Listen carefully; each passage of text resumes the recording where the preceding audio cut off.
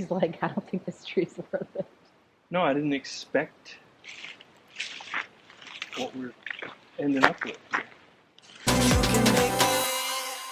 Welcome to my home. If you're new here, my name is Karen. One of the challenges of this time of year is you're trying to get ready for the holidays, but there's other things that have to be done to get ready for winter. So I'm getting this rhododendron pruned because I read this is the time to do it, and I'm going to get the yard ready for winter. Not my favorite thing to do, and I gotta just warn you, I get a little punchy in this video, like singing 80s tunes, and I don't even know why that song was in my head. What? Laughing at Fuzzball. The intro to your new video, going in Dead or Alive. Dead or alive.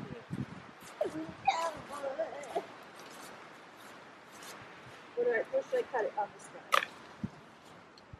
I have no idea how to trim this, so I'm intrigued at watching your decision.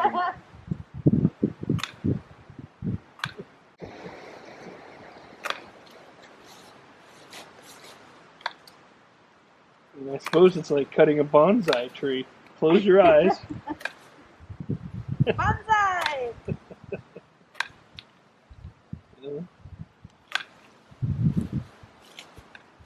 It is about 44 degrees Fahrenheit, and so the sun's shining. It looks like it should be a nice day. It looks like it should be warm, but it's not. It is so cold. The wind is whipping, which you can hear in my microphone. I don't even know. So this rhododendron was here when we bought the house, and it always gives me maybe 1 to 3 blooms, but I have to admit I haven't taken care of it. I have never covered it for the winter.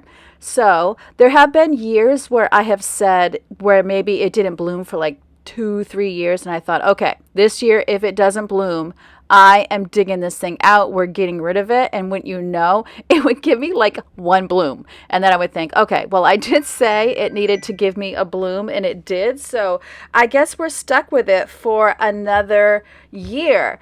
And yeah, so I don't know what I'm doing. I'm just trying to shape this thing the best I can, and I'm hoping the pruning process will help. My husband has this little, he made this wagon. He took poles from these crutches that we had given to us. I don't even know where he got the wheels.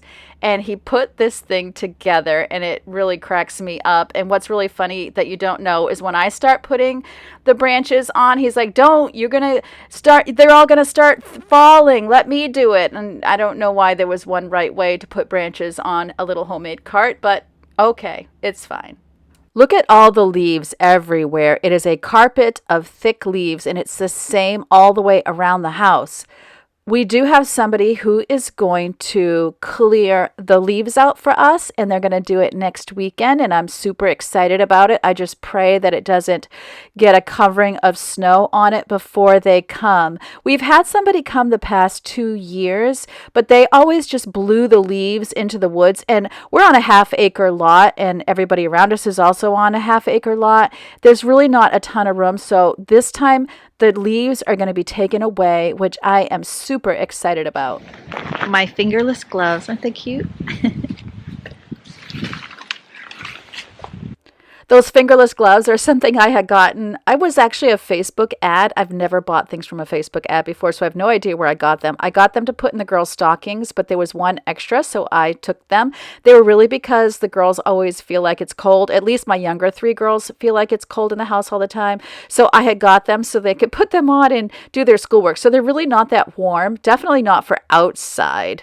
So here we have the burlap that we got at Lowe's, and we are just unwrapping it. We're so naive. We think that 1 roll of burlap is going to do the job. So that was kind of an issue, but we've never done this. We don't know how to do this. We're just kind of winging it. I figure if the burlap covers the bush, we have won. And then my husband is going to tie a rope around it.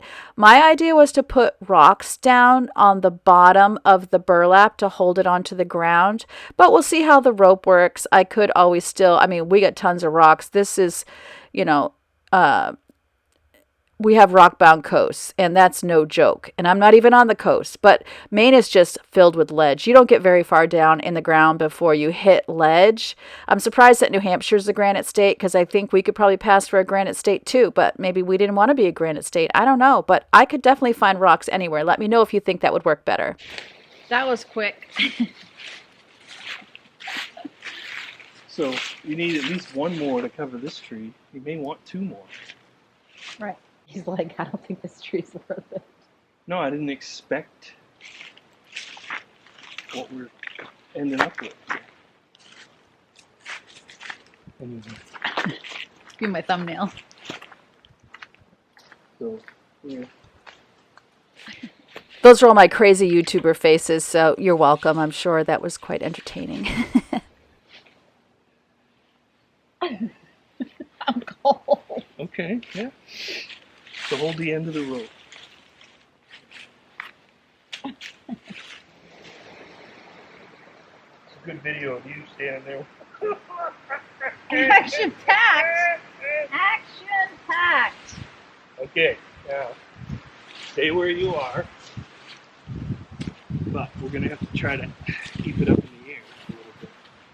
Okay, so I'm gonna bring it around to you. Okay. So hold this. A little YouTuber behind the scenes for you. It is always a challenge to do videos with other people in them, because they tend to forget you're making a video and they're just doing the job. And so you're kind of chasing them around with the camera a lot of times. It's especially hard when I would go declutter in somebody else's house because of that. You know, they're just kind of working. And if you've watched reality TV, I don't even know how many cameras they have. I have one camera. So I think that, you know, you can even, and I do it myself too, you can forget there's one camera. And if that camera is not pointed at the action, nobody gets to see what is happening. And I'm not really directive enough. So it's always a big challenge. And then my husband was completely off screen doing something with that rope. Anyways, I'm taking these dead flowers down and bringing them around to the side of the house so that I can deal with them.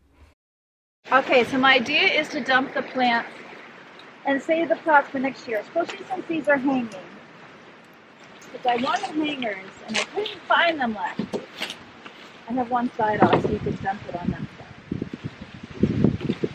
side. Dumping all these. Oh, why is it so cold? This past spring, when I would go out to the garden centers, I really wanted to make my own pots. But I had pots I could recycle, but they didn't have the hangers on them. And then I tried to find hangers so I could just buy a few hangers for my own pots, and I could not find them. So we're dumping the pots in the woods. It'll become compost. This I'll put near the bulkhead so we can just bring them all down. Actually, I think I should rinse them out first. I do not want to turn on the hose. I bet you can't guess who ended up having to use the hose. Not me. This is where I go.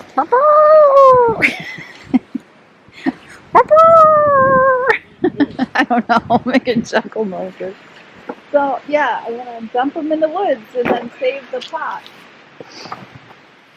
What about the water in this one? Dump it. Woo!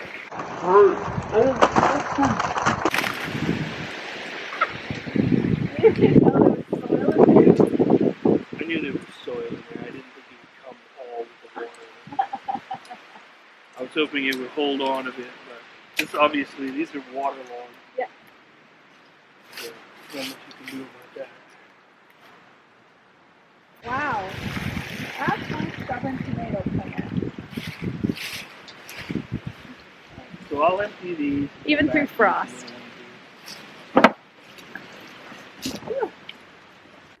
I have to be honest, it is a huge challenge to have a yard in the middle of the woods because you are always fighting trees growing because the woods are fighting me and they want to take over. My husband's idea was just to put it real close to the house, all of this, you know, plant stuff. And I was like, no, they need to go further away because I'm trying to make my yard look pretty.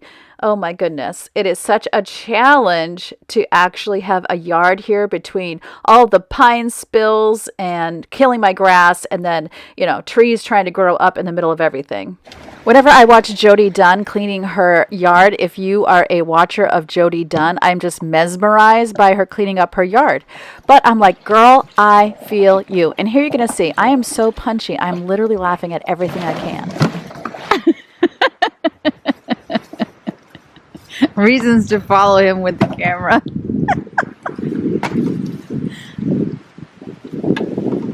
Then we just have the mums left.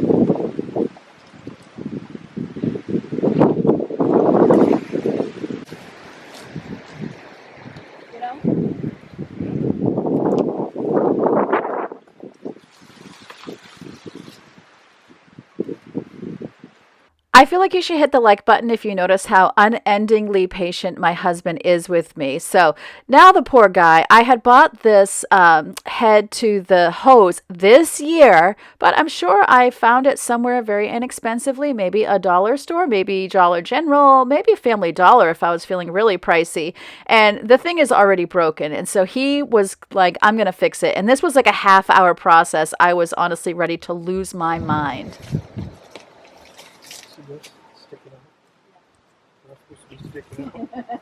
I'm like, I don't trust you. Here is the difference in our personalities. He's like, I can fix this. I know I can fix this, and I don't want to waste this $10 head to a hose. And I am like, could you just throw the dang thing away and could we just get through this moment and we will buy a new one? No big deal.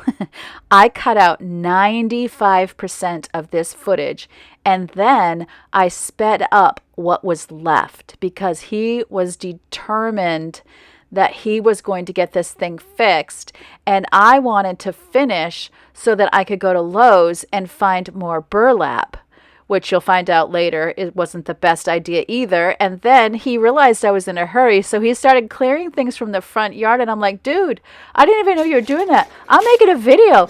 You gotta let me come with you and bring a camera. Oh, it was just kind of a hot mess for a while there. Dump this in the woods.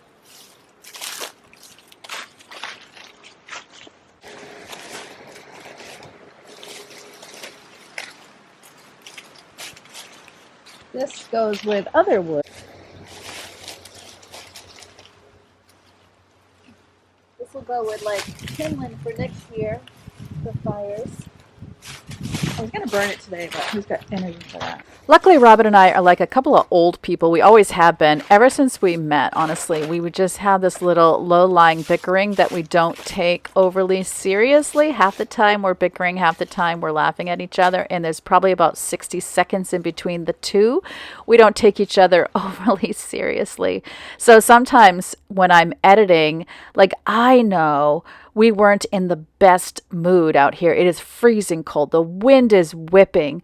But at the same time, one of the ways we kind of get through when we're annoyed with each other is to just make fun of each other and to laugh at each other. And neither one of us gets offended. It's just kind of our dynamic. Let me know if you can relate to this. But oh my goodness, what I put this poor man through. He has no desire to do this. He was working on the bathroom all of yesterday, finishing the ceiling. And it was raining outside, so he couldn't put the saw outside. So he had to put the saw so the saw is in the basement. So that means, the bathroom he's working on is upstairs on our second floor, and then you've got the basement. So he goes up and down 2 flights of stairs every time he has to cut a plank. And, the way those things work when you're doing the interlocking planks, at least for us, we're not going to measure and cut all of them.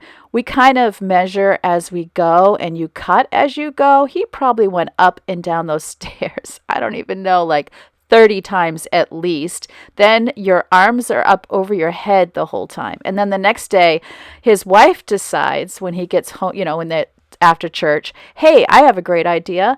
We really need to get this yard ready for winter. And I was thinking, because I've got people coming next week who are going to be clearing off the yard, getting rid of all the leaves. So it makes sense to me that we put all the stuff in the basement that needs to go in the basement this weekend. And then we have everything kind of cleared out for them to go ahead and get rid of the leaves, which totally makes sense. But boy, bless him, he didn't even say, you do realize I was working on the bathroom all day yesterday, and now you've got me working on this afternoon, and tomorrow it's back to work again. But, you know, he was a willing partner, and we got it done.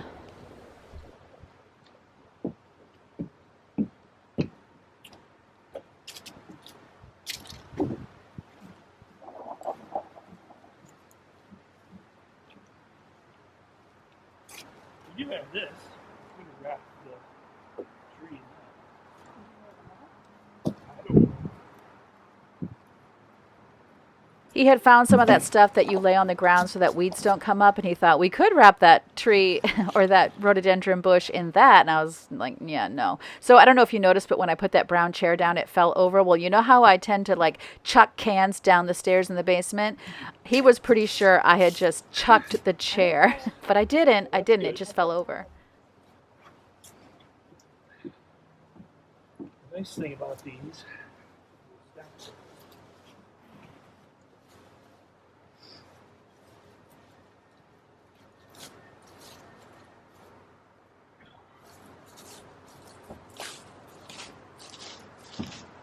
I know we all live in different areas of the country as well as the world. What do you have to do to get your home ready for winter? So we're just doing the outside today. I had grand plans that I would do outside and inside. That completely didn't happen. My mother used to bag up her leaves and put them against the foundation of the house as like an insulation. Does anybody here do that? And then inside, I get the draft things, those stuffed long tubes to put in front of the doors for drafts.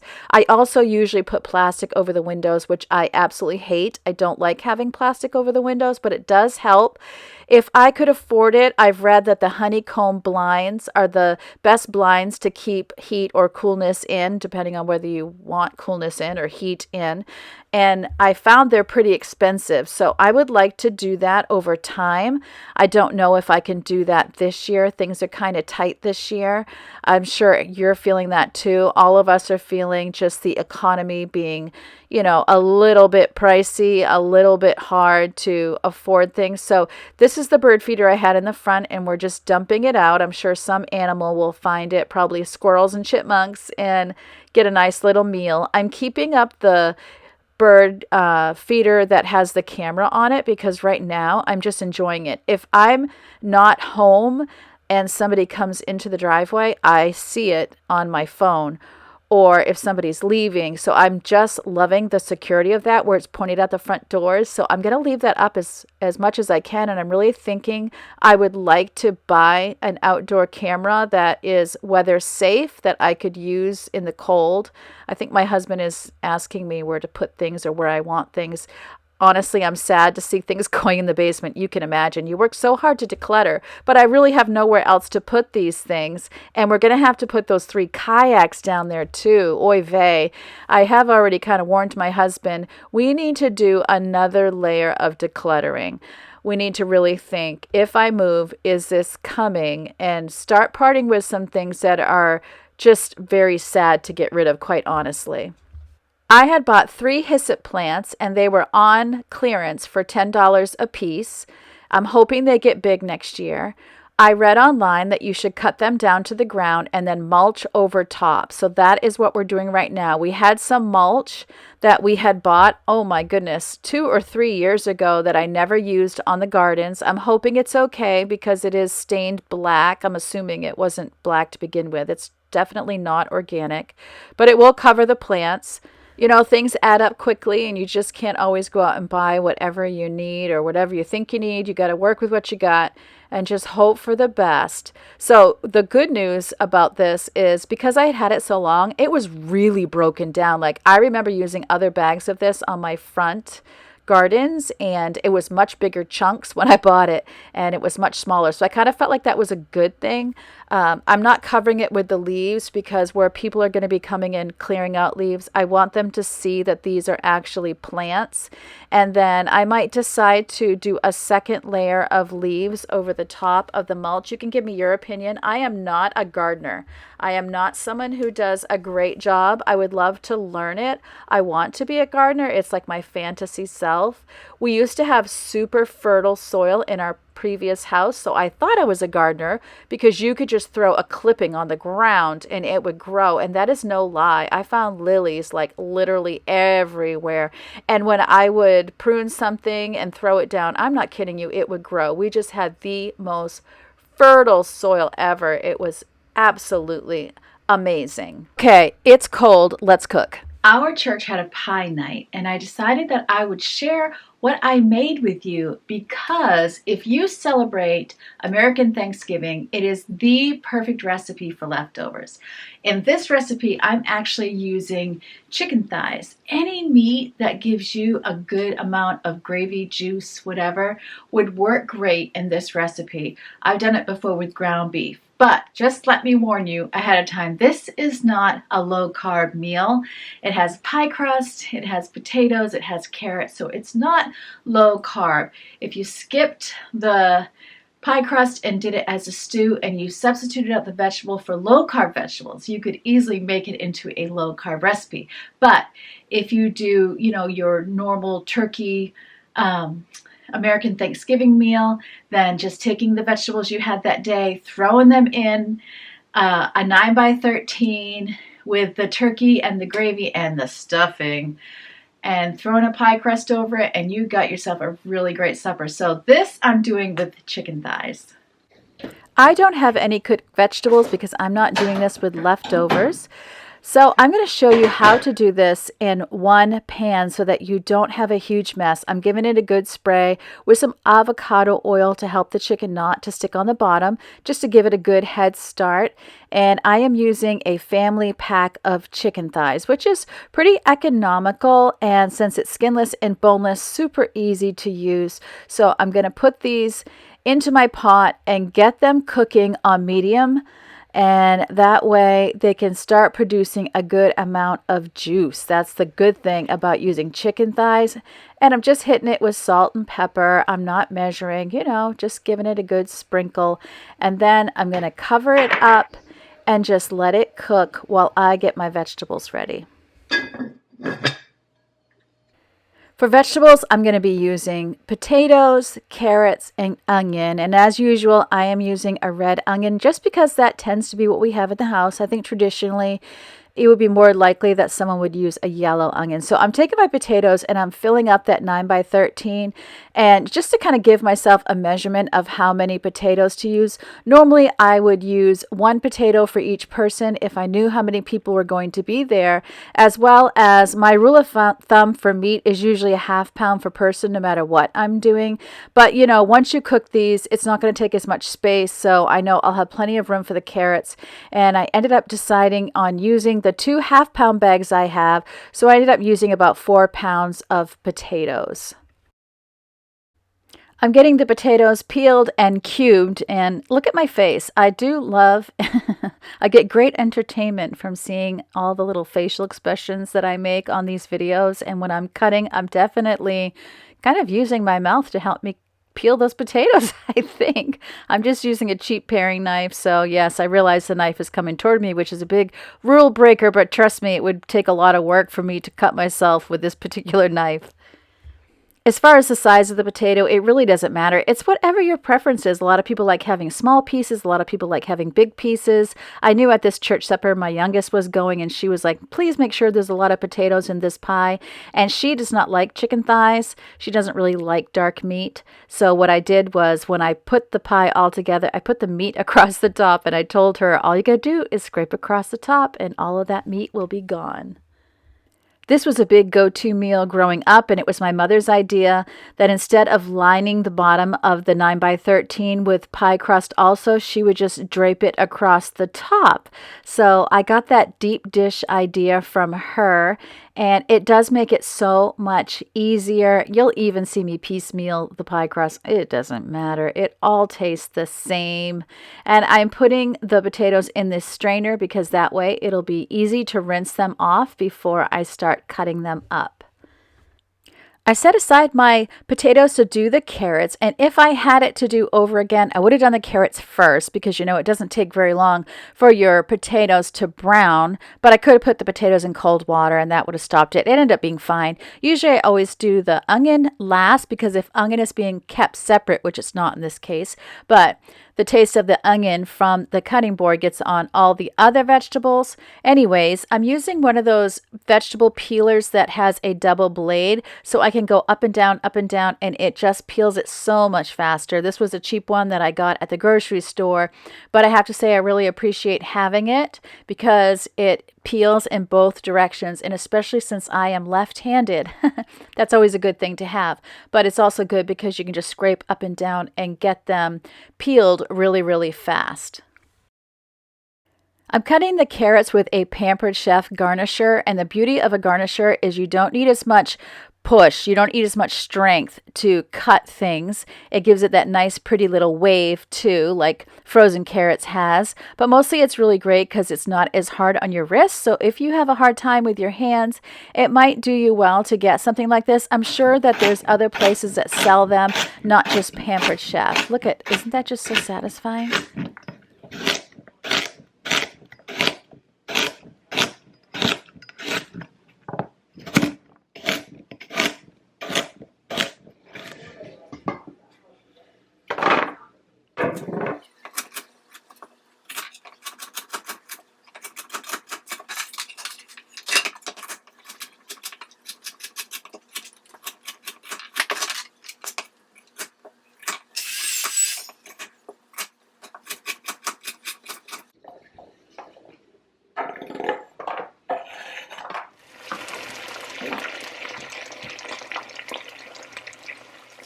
Need to get my onion cut up, and then I am ready to go ahead and start cooking all of the vegetables.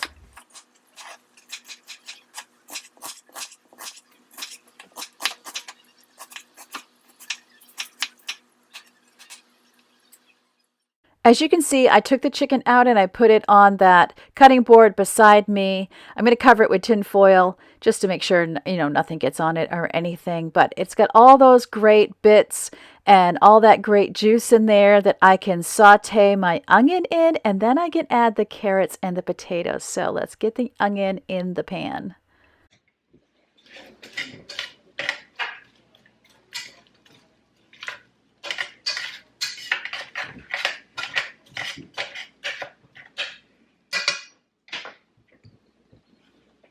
Now I'm going to add just enough chicken broth so that my onion has some moisture to cook in. While the onion is cooking, I'm getting my potatoes rinsed off and I'll get them all diced.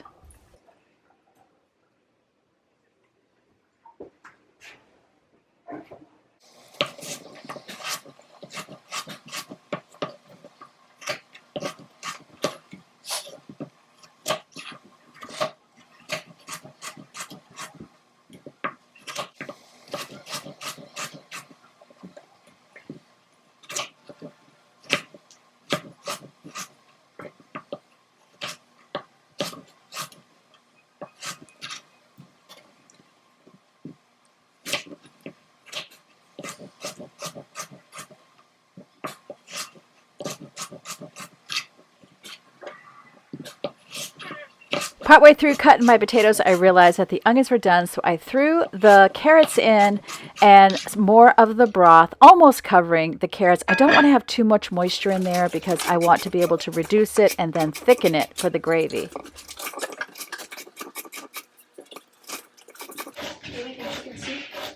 Really chicken pie. But, chicken pie, right. Yeah, I'm doing it a little differently. Yeah, I'm doing it a little differently, so hopefully it'll work out. Yeah. Where I'm kind of cooking it like a soup, but then I'll thicken it and throw it in here, and then I'll just put crust across the top. Yeah. That's how my mother used to do it. She would just put, well, we've done that before, haven't we? I don't usually make it like a soup. Usually I cook all the things separately and put them together. I'm trying to do it as a one pot. Mm-hmm. We'll see if it works. If it doesn't, I'll just drain some of it off and thicken the rest. Yeah, that makes sense.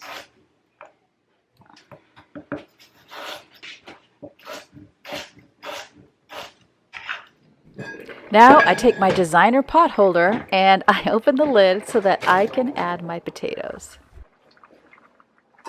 Then I added just enough broth so that I knew my potatoes and carrots had something to cook in. I did the potatoes last because I always find that it takes longer to cook carrots than it does to cook potatoes. So I'm giving it a stir just to make sure I think I have enough moisture, and then I can cover it. I also decided to add a little bit more salt and pepper.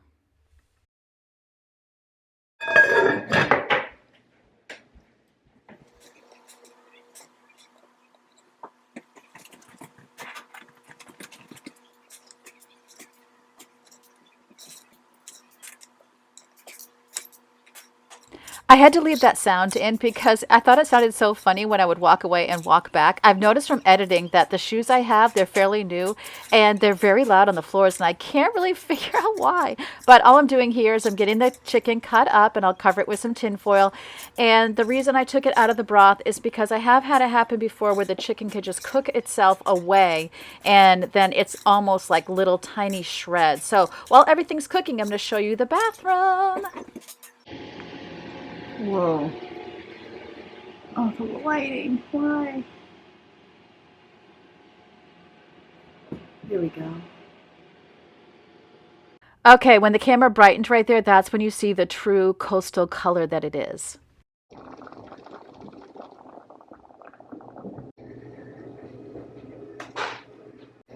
Everything is all cooked, and so I took 2 tablespoons of cornstarch and filled a little bit more of the cup with some cold water, whisked it together, and then put it in to thicken. And I noticed I didn't think it was thick enough, so I used 1 more tablespoon of cornstarch with a little bit more cold water, added that in, and then I felt like it was perfect. And I did have the comfort of knowing that if I had too much liquid in there, I could drain some of it off.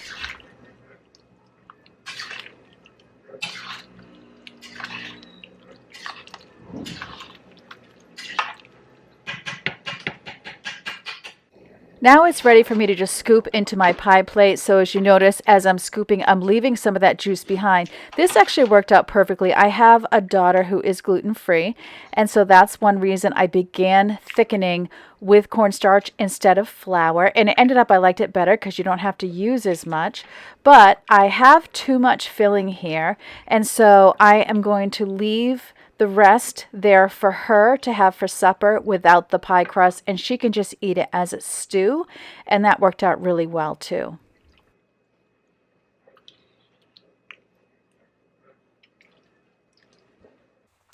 With that done, I put the chicken thighs that are cooked across the top, and I really did this for my daughter who doesn't love meat.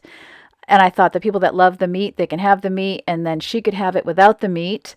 But normally you would just, mix it all in. It's not a big deal either way. For my daughter eating it as a stew, we cooked some fresh thighs for her and added it to the stew. I am using store-bought pie crust because I'm fancy that way. I have made my own in the past, and I will just say that whether you get store-bought or whether you make your own, make sure it's well chilled before you try to roll it out. It just makes life so much easier. Now, I could have gone through the work, since I'm going to use 2 crusts across the top, to put them together in a way that you can't tell that they've been put together, wet the ends, try to meld it together. But honestly, I was feeling pretty laid back on this day, and I thought, I don't think anybody really minds that I just put 2 pie crusts across the top and you can see the seam. So I just cut it, threw it on there, and then the good thing is everything is piping hot. It's all cooked. So when I cook this at 425 degrees, I am only cooking that pie crust. Everything else is ready to be eaten. So as soon as the pie crust was browned, I was able to take it out. And I did just kind of keep an eye on it. And unfortunately, I completely forgot, because my husband, it ended up that this took way longer than I thought it would. And mostly because of my chopping skills. And by the time it came out of by the time it came out of the oven, it was time to leave. So I was handing it to my husband. He was trying to get it in a box. I would definitely say that if you're going to be transporting this, it ended up being really heavy. So I would make sure I had a cookie sheet under it or some kind of shallow box to put it in so it doesn't leak on your car. But this really turned out awesome, and it was very, very well received. So let me know if you've never done this and you try it. But as you can see, I'm using kitchen shears to cut the pie crust so that it's the size I want. Highly recommend. It's just so easy to get everything the exact size that you want it. And then you can just poke some holes in the pie crust, throw it in the oven. I did a little patching and cutting because I'm fancy that way, you know, a real crafter. And I deleted out the part where Leo jumped onto the island to check out what I was doing because I didn't want to gross anybody out. So you're welcome. So that's why you don't see Leo, is because he did try to get up here. He wanted to sniff it all out and I would not allow it. I put it on a cookie sheet to cook it as well, just to keep it stable. Then you don't have to worry about trying to get it out of the oven and it being kind of floppy, because those 9x13s that you get in a store, you know, they're not the sturdiest thing. So it was very helpful to put it on a cookie sheet before putting it in the oven. So now that I have that done, I can go get myself some more burlap at Lowe's. All right, the burlap thing. It just shows we don't ever do that. We've never covered a bush with burlap before. But this dumb thing never blooms, or it'll bloom like 1 or 2 blooms. So this year I was like, I'm going to do it right this time. But it just shows how we literally never do it. Because I thought, oh, 1 roll will cover 1 bush. Now I feel like people who cover all their bushes with burlap, are they rich? But I guess you keep your burlap from year to year. So I'm going to go to the store, go to Lowe's, and I'm going to go get more burlap. I feel like a hot mess. I hope nobody sees me. No makeup, hair is like crazy pants. And I told my husband, it's only 3:30, but it gets dark so early. I'm like, just expect I'm going to go to Lowe's, grab the burlap, come home, and I'm probably going to take a shower and go to bed. I just drove by a house and the kids are all outside raking, and it's like, oh, I miss those days. My kids actually used to love raking, and you'll notice, I bet you notice the carpet of leaves. We get like, those big tall leaf bags, when we do it ourselves, we get at least 25 bags. So this year we are actually hiring my son Francois' friend, and he actually has someone who works with him, and they take the leaves away, which is my love language, seriously. So, like, I want to be the kind of person who loves to work outside. I want to be the kind of person who has a pristine yard, even though I live in the middle of the woods and I'm fighting trees multiplying themselves every year, and lakeside dirt with 0 nutritional value. And I really don't want to compost because I don't want rats, because I live near water. Anyway, I digress. No, that's exactly where my brain is. Anyways, you know, I want to be that person that has like the perfectly clean house and everything is not worn out and the outside looks gorgeous and everything in and out is kept organized, cleaned, and decluttered. That's what I want.